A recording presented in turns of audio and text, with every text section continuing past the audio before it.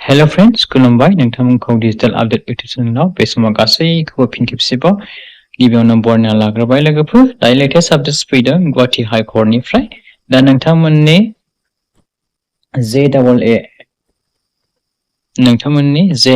नि right hand examination लिरनायनि बे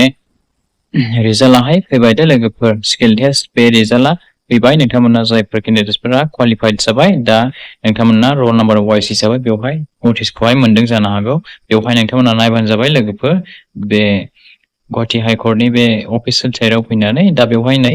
बे रोल नम्बर होनाया गाहायाव होनाया बे कम्पिउटार स्किल टेस्ट एग्जाम होनायाव जुनियर एडमिनिस्ट्रेटिभ एसिस्टेन्ट JEE दा बेनि एग्जामावहाय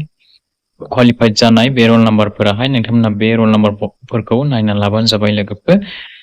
दा नोंथांमोनाहाय क्वालिफाइड जाबाय दे लोगोफोर बेनिफ्राय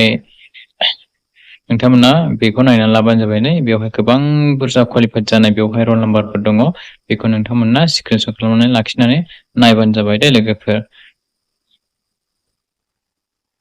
दा जोंहा बे JEE नि बे राइट हेन्ड एग्जाम स्किल टेस्टनि क्वालिफाइड जानाय रोल नम्बर वाइज केन्डिडेट्सफोरनि लिस्टआहाय ओंखारबाय आरोखि ना लोगोफोर दा बेनो